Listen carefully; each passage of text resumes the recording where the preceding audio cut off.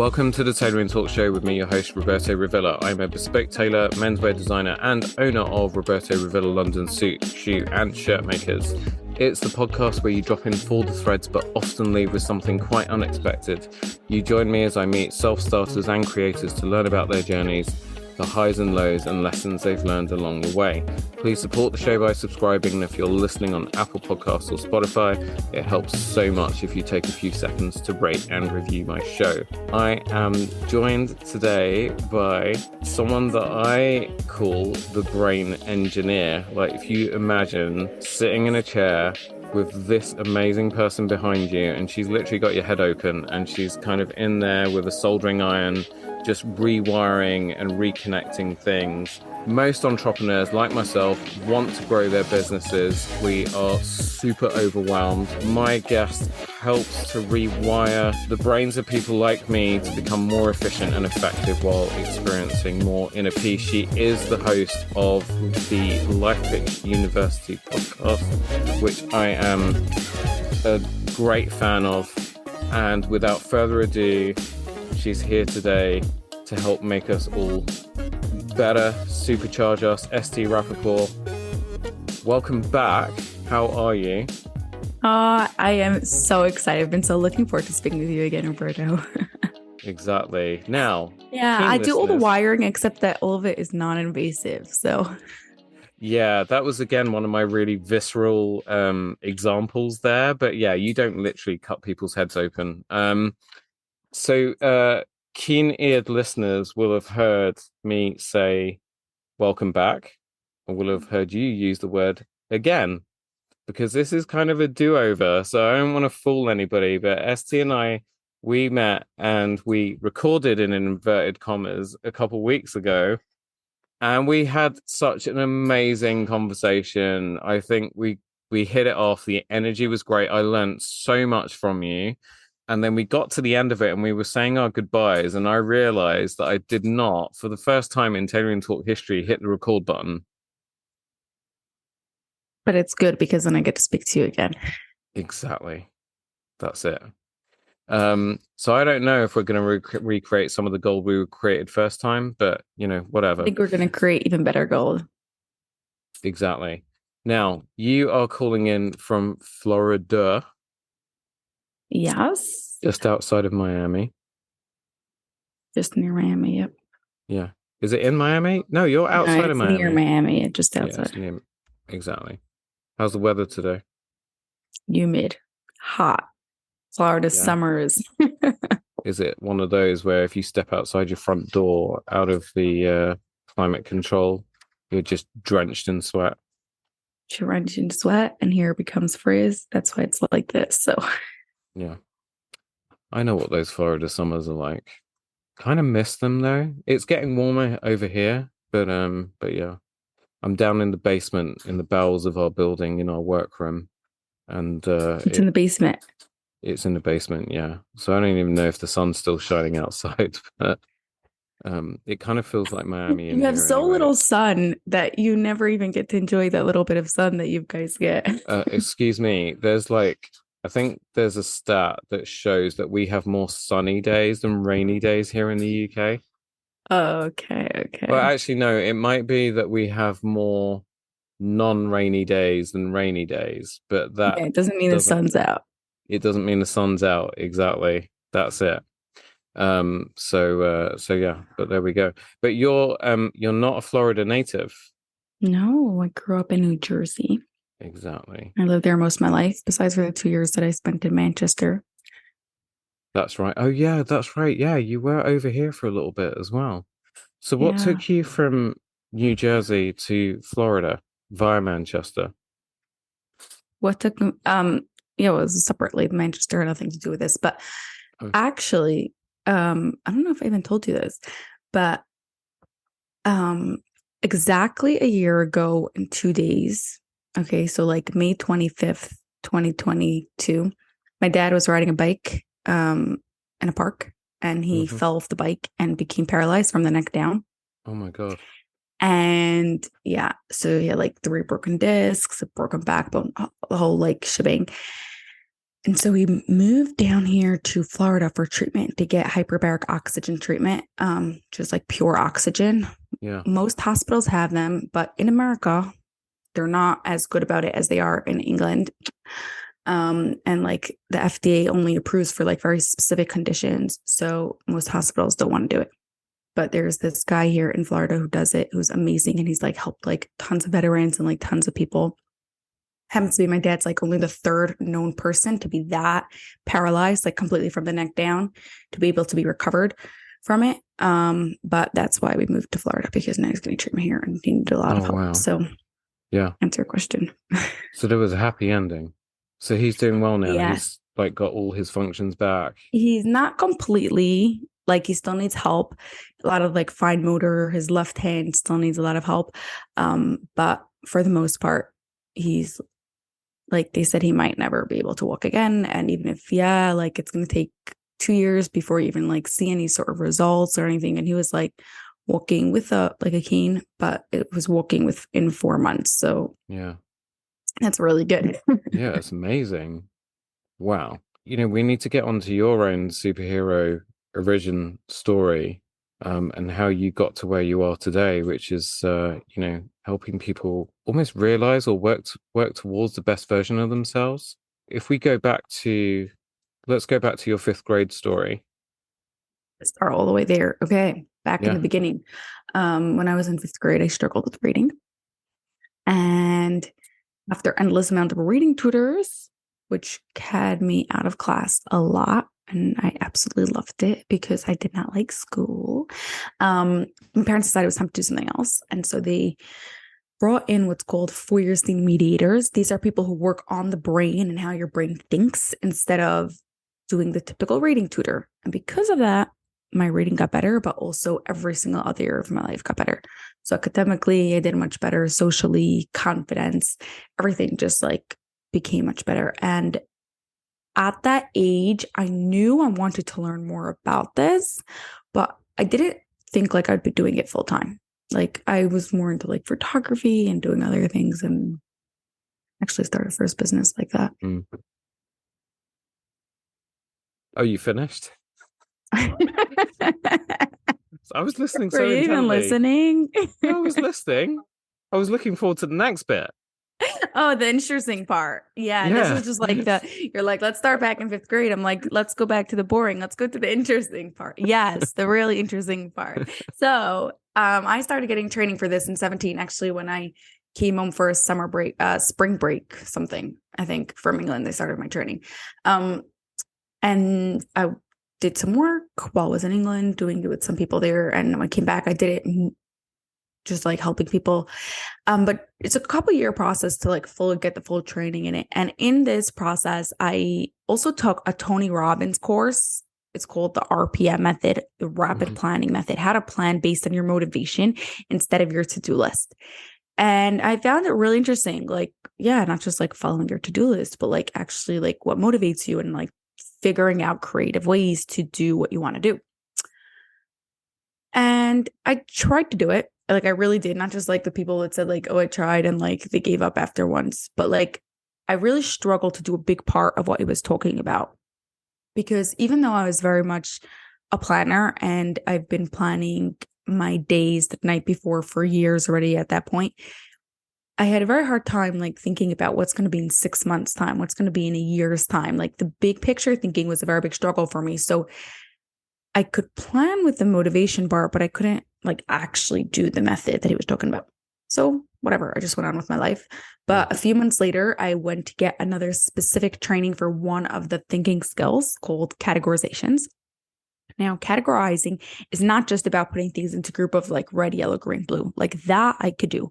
What I struggled with was seeing a whole bunch of small things and putting all of those together in a group. So yes, maybe if you would have told me red, yellow, green, blue, I could say that's all colors. But if you would give me like 5 abstract items, I would not be able to see what is the group category of all those 5 abstract things together.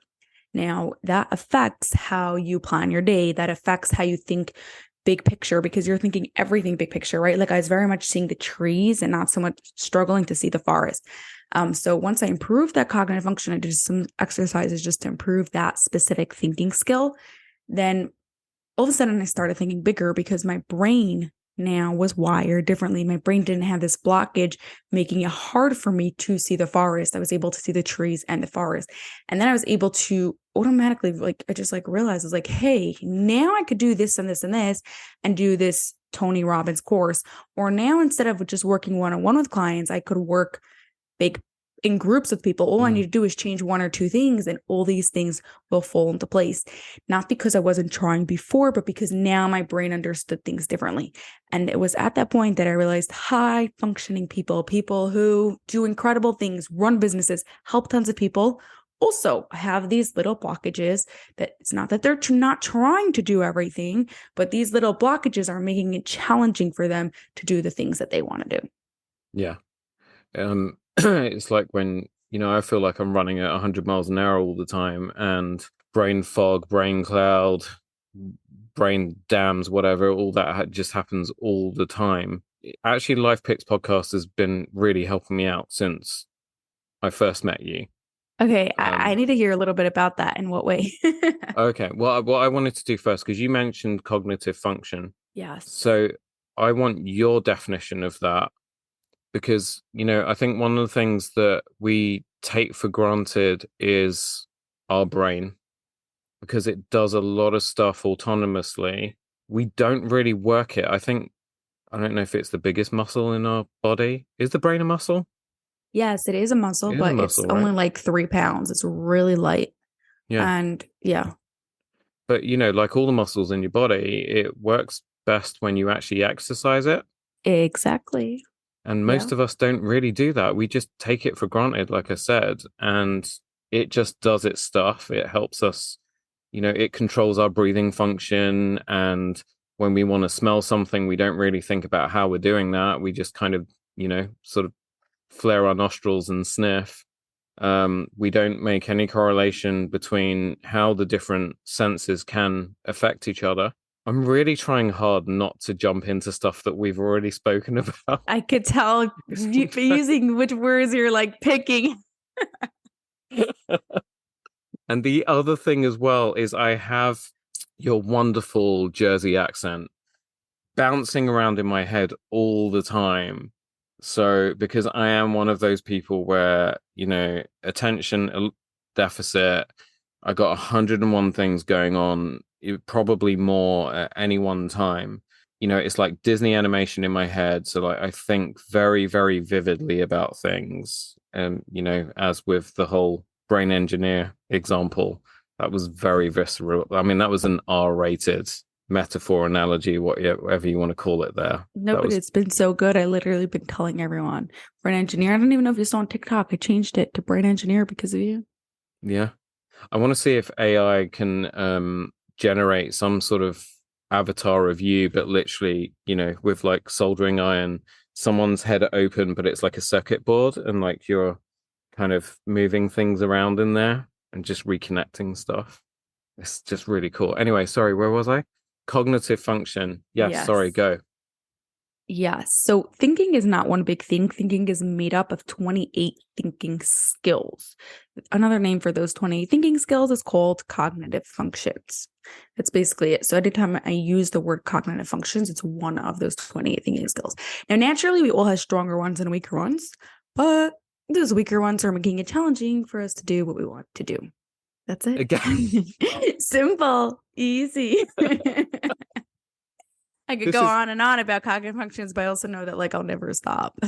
Guys and girls, this is why ST's podcast episodes are roughly 7 to 12 minutes long on average, and mine are, anywhere between 45 minutes to 3 hours. Okay, you should also know it takes me at least 40 minutes to prepare each 7-minute episode. So wow. Yeah, you see. That's short. Like, 40 minutes is short. They can take up to 2 hours, sometimes more. A lot of people don't realize that it's about people that are creating content. Like my Instagram reels are 45 to 59 seconds because I try and keep them under a minute. But usually that minute is the basically bare bones of 10 minutes worth of footage and whatever. And then all the preparation work that goes into that, kind of behind it. Yeah, exactly. Yeah. Well, okay, so great, very simple definition of cognitive function. So let's the touch exercise was something that you did with me last time we were together, which was so profound. And I do it almost everywhere now. I get, even in public, like people just give me like really weird looks. Take us through that as if nobody has heard it before. Okay, because nobody has heard it before besides for you, unless you've been telling a lot of people. Yeah, this is so hard.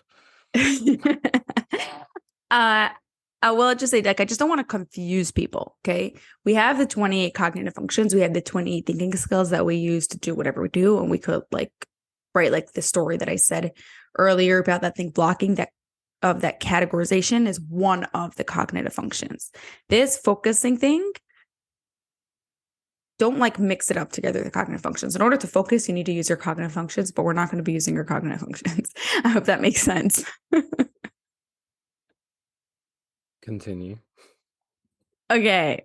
So there's a part of your brain, it's called the parietal lobe, and this part of your brain is in charge of choosing to focus. So whenever you decide you have a task and you want to sit down and focus on this task, you are using the parietal lobe.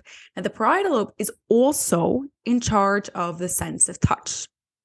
Now, compared to the other senses, we haven't really developed our sense of touch because most of the things that we are touching, we see them before we actually touch it.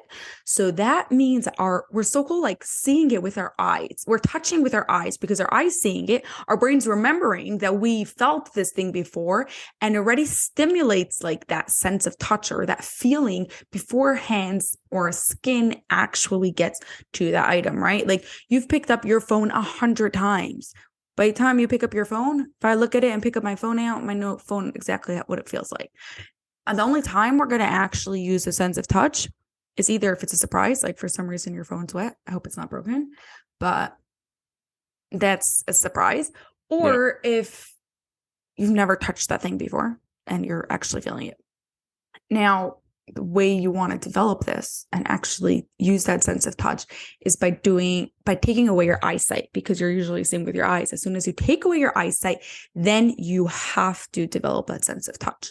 So if you take, let's say, a pen, any random thing, and you just feel it with your eyes closed or even with your eyes open, but you do it slowly and you like are actually feeling all the parts that you don't usually feel, like where's the bend and where's the engravement of like the letters on there. If you do it with your eyes closed, you're not taking anything in with your eyes. You're like literally using your sense of touch on steroids. Then what happens is that part of the brain is becoming developed. You, like you said earlier, you're developing that muscle, you're strengthening that muscle, you're making new neuron connections. And because it's the same part of the brain that's in charge of choosing to focus, automatically you improve your ability to focus. And then afterwards, your focusing becomes easier. I'm curious, have you noticed any change or not yet? Because it does take time. Yeah. So again, ladies and gents, so what happened last call with ST is I closed my eyes and I'm actually doing it again. I picked up my AirPods Pro case. And that's just told ST that this thing just basically never leaves my side. But the point is that, I know what it feels like without actually picking it up. But if I actually pick it up and close my eyes and then start to really feel it and kind of think about the curves and the way you have that little indentation on the side, which is where you can put the lanyard, and the way the hinge of the lid opens and closes and so on. The fact that I've got this in my hands is kind of irrelevant, really. What's actually happening is that I feel myself slowing down. Because at any one time, as I said before, I have got hundreds of things to do. And I try to create lists or say, right, what is the priority that I need to work on right now? But because my brain, like, I get distracted so easily, and because there's so many things to do, and usually the most important thing is the thing that I don't actually want to do, but I really do need to sit and focus.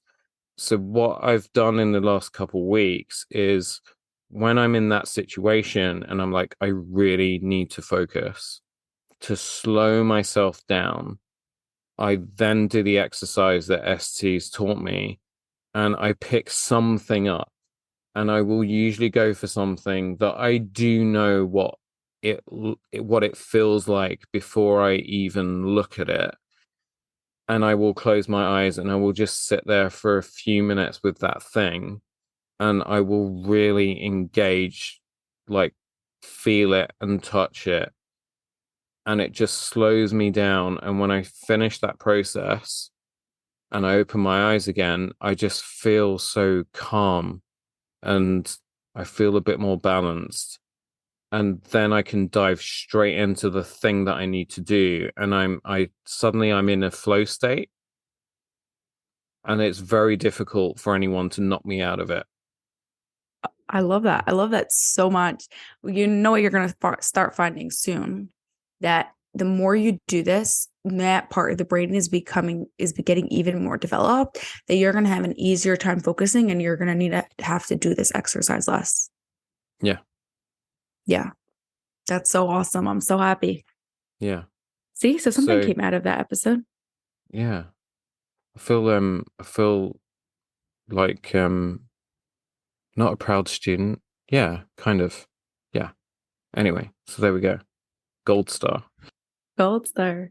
Yeah, but it's this, for people that, so we bring it back to the entrepreneur or the business owner or someone who's running a business. They might not necessarily own it, but they've got a lot of responsibility within it.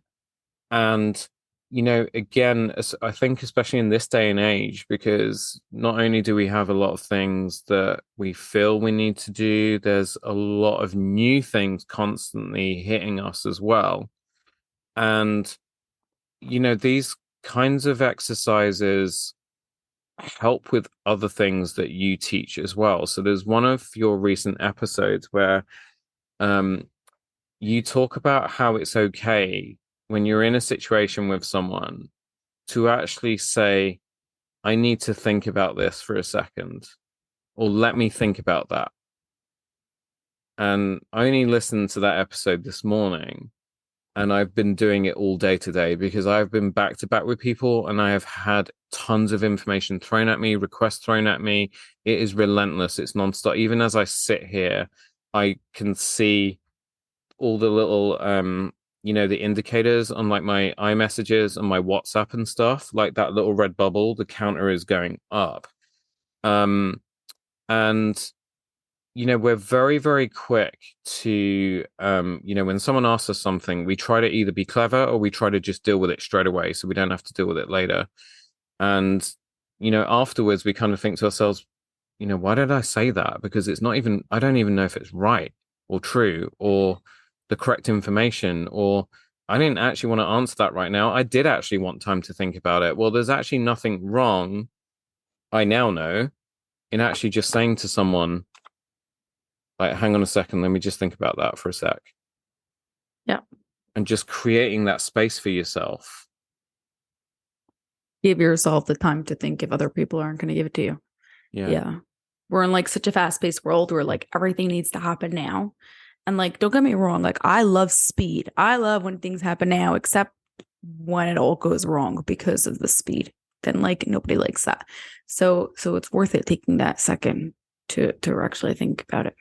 Yeah, exactly. And also helping other people to take a second to think about things. So, we're in a situation where, just to give you an example, so our house is being refurbished at the moment. So we're dealing with plumber, electrician, plasterer, and the three trades are doing things at the same time, but they're all kind of going at super top speed because that's what they want to do, because they want to get what they want finished. And then every so often you get a phone call or a message and it's like, I now can't do this because they're doing that and this is messing what I'm doing up, and so on.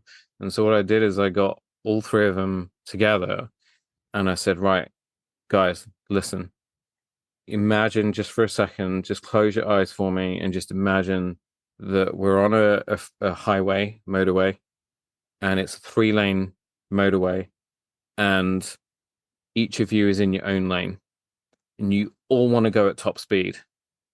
Now, what's going to happen at some point when there's some kind of intersection that one of you needs to take, you're all going to crash into each other and cause a huge pileup. And there's going to be blood and death and murder. And, guess who's going to have to clean that up? I'm the one that's going to have to come and clean that up. Now, what I actually need you to let me do is to almost conduct the traffic. And just so at certain points, you in lane 1, you're going to have to just slow down a little bit to let lanes 2 and 3 do what they need to do. And then once they've got to where they need to go, then I can let you open the gates for you to go, and so on. And again, it was one of my very visceral sort of, but the point was, first of all, is that I got them just to slow down and literally just close their eyes and actually think about stuff for a second. That's so awesome. By finding an analogy that, what would have been better is if I'd actually had like little toy cars, and then I could have just done that for them, because that's probably the level that their brains work. They don't listen to this podcast. Don't worry about it. That would be okay. I have to interrupt you. Besides for such a good analogy, I love it. I love it so much. The reason why you want to use cars instead of just telling people is because of the cognitive functions, meaning the weaker people's cognitive functions are, the weaker their thinking skills are, the more concrete and the more like realistic you have to make it for them. You have to actually tell them, I need cars. If their cognitive functions, their thinking skills are a little stronger, an analogy is good. If their cognitive functions are even stronger, they don't need the analogy. You could just tell them. But back to what you were saying. Yeah, no, that was pretty much it, and they got it. And now everything's just a lot better, and that's so good. Yeah. If I ask you something, it's okay not to answer me like that second. I don't need to hear the first thing that comes out of your mouth or hops into your head, because very often it's not the right thing, and that leads to problems further down the line as well. It's okay for you to. So I think that's the other thing as well. It's giving people, as much as you give yourself the permission and grace to actually just think about things and take some time, a few seconds for yourself before you respond or react to something. It's okay to also give that permission to other people, or let them know that they have that permission to be able to do that too. Yeah. And this is true with both adults and with children. There's been some sort of like study that if teachers waited like 5 more seconds to give children the time to think, literally like percent, I think like the percentage was like 40% or something ridiculous, like went up of like children who actually knew the answer. So yeah, like you said, give people time to think, and you might actually start really enjoying it because you'll learn some really interesting things from people. Yeah, exactly. And I think when you start to create that time and space for yourself, and really start to kind of think about things, you also then realize that things aren't actually going to lead to the inevitable world disaster that you think they are. So, most entrepreneurs are overwhelmed because they feel that everything has to be done now. Like, if I don't do all this stuff today, the whole world is going to fall apart. And you actually realize that when you take time to actually stop and think about it, that actually you don't have to do everything now. In fact, it's actually impossible. And also, people are generally quite reasonable if you give them a chance. And if you say, listen, ST, I know you really wanted me to kind of get this done as soon as possible. Well, right now, with everything I've got on, as soon as possible for me is like 2 or 3 days time. Does that work for you? Like, most of the time they'll say yeah.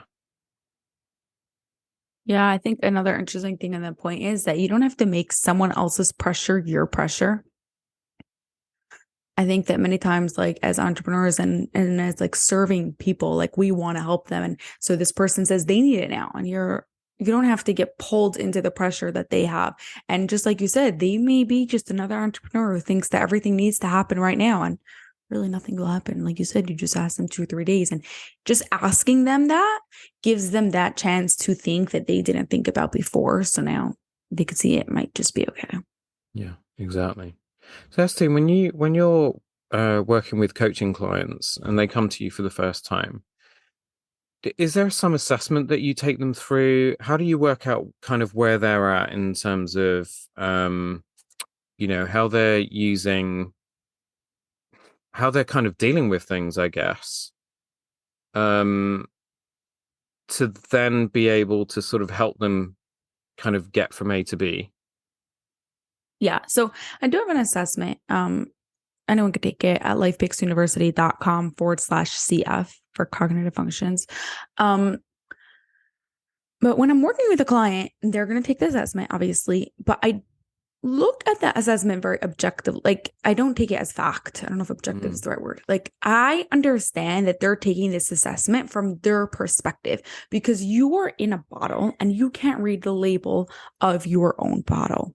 Yeah. And our brains have figured out ways to deal with the life with our weaknesses. And sometimes it's a good thing that it has done that, because or else like we would have been we just like be going crazy, right? Like we need to figure out things, but that does not mean that that's the smartest way just because your brain figured it out. And sometimes we just need to improve a thinking skill, and all of a sudden these things are so much easier. So when I am beginning to work with a client, I will sit down and actually talk to them and hear what their biggest struggles are, what things are really challenging for them, and also what their strengths are, what they find easy. And it's easier for me to pick up which one of their cognitive functions are stronger and weaker based on what they tell me. Obviously, I will also go back to the assessment because the assessment is not completely false. It gives you a starting point. It's not like a full depth thing. And then as I'm working with them, then I get to really see how their brain's working. Yeah.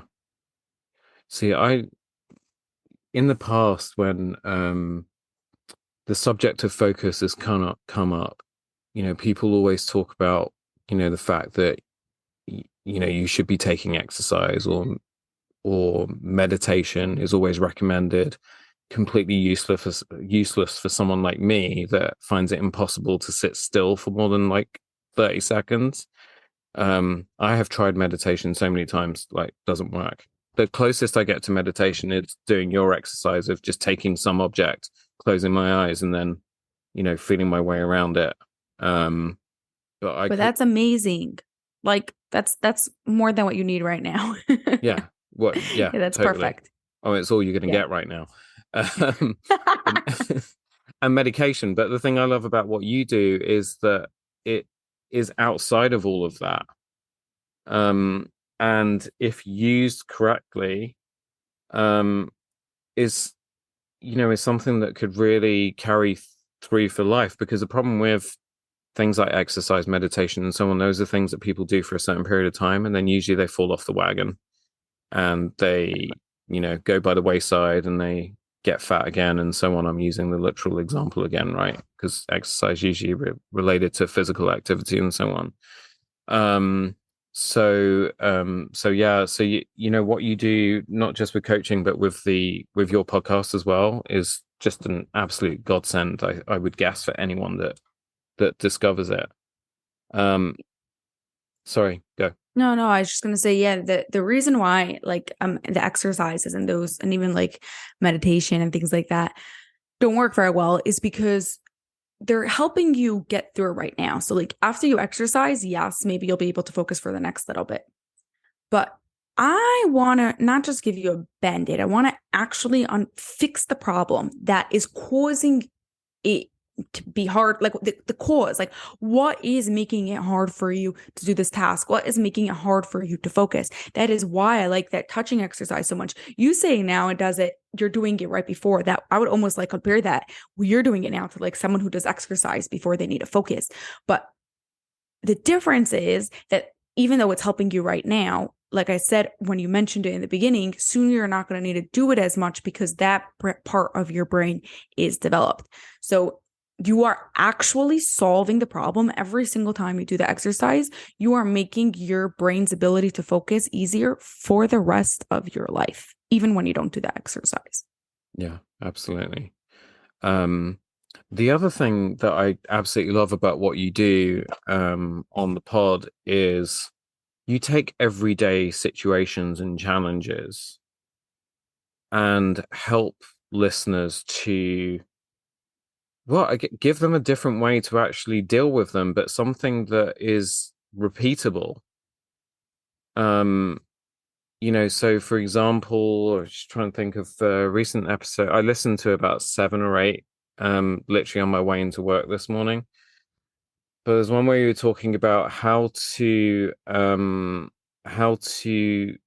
deal with negative criticism, whether it's receiving it or whether you're dishing it to somebody. Yeah. Which was just phenomenal, because it's a situation that so many of us, especially when we're working with other people, And you have or we're working. employees and everything comes down to the bottom line. Yeah, exactly. That's it. But, you can just, by reacting and saying something without really thinking about it, you can break a relationship or break a person just like that. Yeah. So, your pod is really, for me, it's like a Swiss Army knife now. I'll take that. I like it. Yeah, exactly. Just wish iTunes would make it easier to kind of just search like within a podcast. Right? That would be so awesome. We're waiting for like the days that podcast SEO comes a little bit better. Yeah, exactly. It'll happen one day. So, um, where can people connect with you if they are thinking, this sounds really cool? I'd like her to get inside my brain and, help kind of move the energy flow around a little bit and get me kind of working better. How can Yeah. people So connect with you? lifepixuniversity.com is my website. If you go to LifePix, it's pixuniversity.com/CF. That's where you'll get the assessment. And it's a great starting point for you to see like really where each one of your 28 thinking skills are. Yeah. What? Sorry. Tail end of a really nasty cold. Man, it's one of those persistent cough ones. What do you call the things that you like work your, because you say it in every single episode, and then I finally learnt the word, Cognitive and now functions? I'm in, what? Cognitive functions? No, not cognitive functions. The actual things in your brain Oh, that dendrites. dendrites, that's it. Yeah, Yes. I was like dendrites all day. I was like, I'm working my dendrites. I'm working my dendrites. She's gonna be so proud of me. And then we got on the call. Yes, your neurons. We spoke about this, the 86 billion neurons you have in your brain, right? So your brain is full of like these networks that are sending messages to your brain. So how does it send messages? Through these neurons. They're like electric impulses. So cool. And we have 86 billion of them with a B. And on each neuron, there's like little hairs coming out, right? Like almost imagine it like roots or something for our analogy people. And coming out, so those roots, those little strings coming out are called dendrites. And on each neuron, we have between 1,000 and 10,000 dendrites. Okay. Now, that will depend on that specific network, on how good you are in that thing that you're doing. Right. So let's say when you are learning a new skill, then right now those dendrites there's not so many of them there. Right now there's a little bit. As you do more of them, then you grow more dendrites and you also grow more parts to it. I'm not going to get into all the names because nobody really cares. But that network becomes really strong, and then it's real easy. Literally, like you said, you're working that part of your muscle and it's exercise, and it's making it easier for you to do what you want to do. So yes, you are growing your dendrites as you go by your day. So are there like different groups of dendrites for the different cognitive functions that are kind of powering the different cognitive functions of the brain? Or are they just one neural network that's powering the whole thing? Yeah, so it is like one neural network. A lot of your thinking skills, like where the cognitive functions are, not all, but a lot of them are in the front part of your brain, the prefrontal cortex. But the thing is, when the cognitive functions apply to so many areas and to so many things, so they're all over the place. So one person, for example, I'll give an example for myself, right? Like giving a thoughtful response is one of the cognitive functions, being able to express yourself clearly, cohesively, like in a way that people understand. Yeah. I struggled with this for a very long time, specifically in the area of writing. So when I was coming to talking and being able to express myself, like I could answer a question, no problem. But if I had to write it out, I struggled in my brain. It's the same cognitive function, but in different parts of my brain, it's different. And that was something that I had to work on. But as I did more of it and I worked on that cognitive function more, then I grew more dendrites for that area. I hope that answers the question. Yeah, no, it totally does. Because at the end of your episode, you generally say, work those dendrites, something like that. Yes. Yeah. Yes, except that we're changing it now. Do you know that we're changing the podcast name? Episode 400, which is coming right up. We are changing it to the Business Brain Podcast. That's a little bit easier for you to remember. So check out the Business Brain Podcast, and the intro and the outro change a tiny bit. So you'll get to see a surprise. Oh, so LifePix University, that's going. No, it's still going to be the same podcast. It's going to be the same thing, like same structure, same format. You'll find it in the same place, but it's just going to be called the Business Brain Podcast. It's easier to remember and easier to find. And it's probably a lot more specific as well for people that come across it, because LifePix University is like, oh, what's that? It means nothing. Like the University of Life. And it's really funny, actually, that you say that, because I was actually thinking about that today when I was on the bus. I do take a bus, people. And I was just thinking, you're in London, so yeah, exactly. And I was thinking about that. I wonder if I should mention that to ST, that like I just wonder, like, because your podcast is so valuable and it's so awesome and it's so re-listenable as well. And every single thing you put out there, every single episode, it's like, notebook, pen, write this down, listen to it again, take everything that she's teaching and put it into practice. It's that good, right? And there aren't that many podcasts out there that are like that. And it's just, I was just kind of thinking, LifePix University, if someone just came across it, they'd just be like, wow, that's just, what is that about? So I'm really glad that, that is exactly the reason why we're changing it. I had too many podcast experts tell me I need to do it. And I see now here you're telling me too. But I'm curious, what else were you thinking of telling me that you're not telling me? About your really intense stare. But then I realized, I remember from last time, that the reason why you keep leaning into the camera and looking deep into my eyes is because of the microphone. So wow, I do have an intense stare. If you look at my videos, even on TikTok, I have the same thing. Oh yeah, that's the other thing that I have been doing. I am following you on TikTok. TikTok, I do not. You know what? Most of the time, I actually forget that I have TikTok, an account, or it's on my phone. Your stuff is so good on TikTok, though. Yeah, but you know where I am mostly? I'm on Instagram Reels. Okay, that's where I live for a little bit. Okay, yeah, and I live on TikTok. Yeah. So I'm trying to replicate what I'm doing on Instagram on TikTok, but I keep forgetting about TikTok. So, it's like 3 weeks will go by and I'll be just kind of looking at apps in my phone and I'll be like, oh, I've got TikTok. Oh God, yeah. Oh shoot, I've got 7 videos from Instagram that need to go on here now. So yeah, I'll get there eventually. I need to do an exercise to actually work my brain to remember TikTok exists. You should do it as soon as you post. You ever read a James Clear book on Atomic Habits? I own it. Join the club. Yes, I know the book. I know where it is on the shelf. It is an amazing book. It's an amazing book. And one of the things he speaks about a lot is habit stacking, right? We've heard of it from other places also. So as soon as you post that Instagram, you remember to post that Instagram reel. I know there's one more person calling you, but you could tell them 1 more minute and post it on TikTok. Yeah.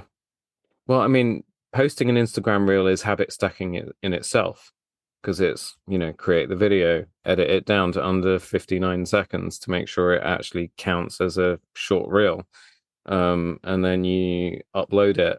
and then make sure you set the volume of the trending music down to 5%, because any more than that, and no one can hear you speak. And then you upload on TikTok, you don't want to do that though. I'm not Instagram. I'm not trying to pretend to know like I'm an expert in any of these things, but I do know that original audio, like just your voice, for sure on TikTok sounds better, so you don't even need background music.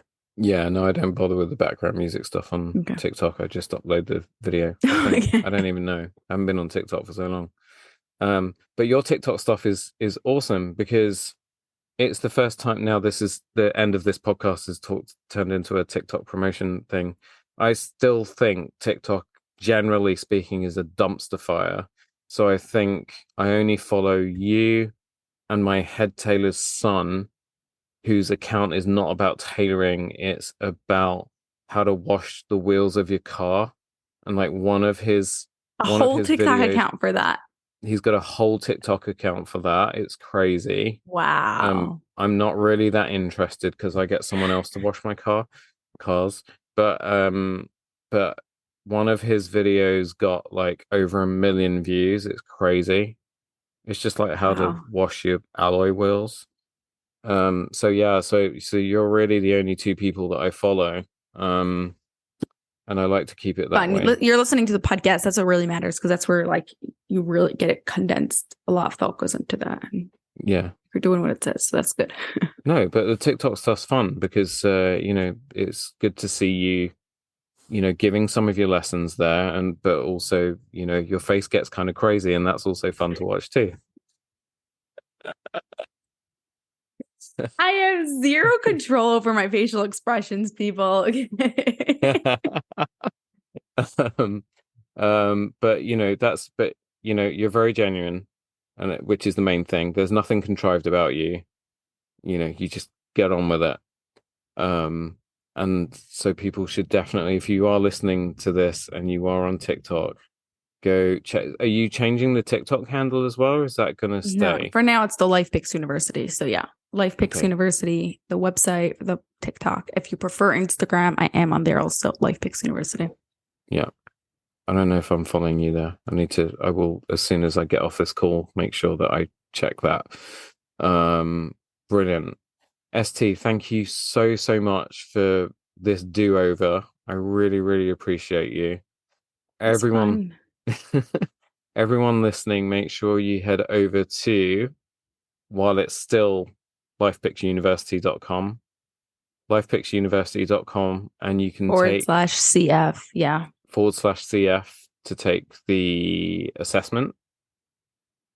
And you can also connect with ST on Instagram, and you can also find her LifePix University on TikTok as well. Just search LifePix University or ST Rappaport, and she comes up absolutely everywhere. But I'll make sure I have all of those links in the show notes. And the awesome only person, the brain engineer. The brain engineer. I think of you every time that I think that I say it now. The brain engineer. It's absolutely the best thing. Yes, it explains things very differently, and it helps people understand it really good. So for your analogies, it's really, it's amazing. So thank you, Roberto. That's okay. Yeah, you're welcome. This is great. # the brain engineer. Rewire your brain to be more efficient and effective. ST, thank you. Have you had fun second time round? I keep checking the little recording light. It's definitely recording. But we'll do this again anyway. Yeah. We will. Thank you so much. Thank you all so much for joining ST and I on this episode. Don't forget, Tailoring Talk is on Instagram at Tailoring Talk Podcast. And I love feedback, so email me at tailoringtalkpodcast@gmail.com. And if you are on TikTok, prod me over there, and that might actually remind me to get onto that platform a little bit more often than I do. Remember to subscribe, rate, and review. Also, please make sure you click the share button in your player to send this episode on to people you know who might get some help or be inspired by ST today. And also, do definitely go into your podcast player right now, search LifePix University, or what's it changing? The Business Brain. The Business Brain. Yeah, or the Business Brain, depending what point in time you are listening to this episode. Both of them will come up, and like I'm gonna make it that whichever way you search, you'll find it. Oh, okay, fine. So, but look up ST's podcast, LifePix University, and just hit that subscribe button. Her episodes are like between 6 to 12, 13 minutes, no more than that. They're like bite-sized. And honestly, just stick that on autoplay as you're going about your day, whether you're traveling on the train or the bus, or you're gardening, or you're cycling, or you're running, whatever it is you're doing, you will be a better person every single day just by listening to some of those episodes. If you're enjoying Tailoring Talk and you want to support the show, you can buy me a coffee at the usual place. Have a great week. Listen to lots of LifePix University episodes. Be good to each other, and I'll see you on the next one.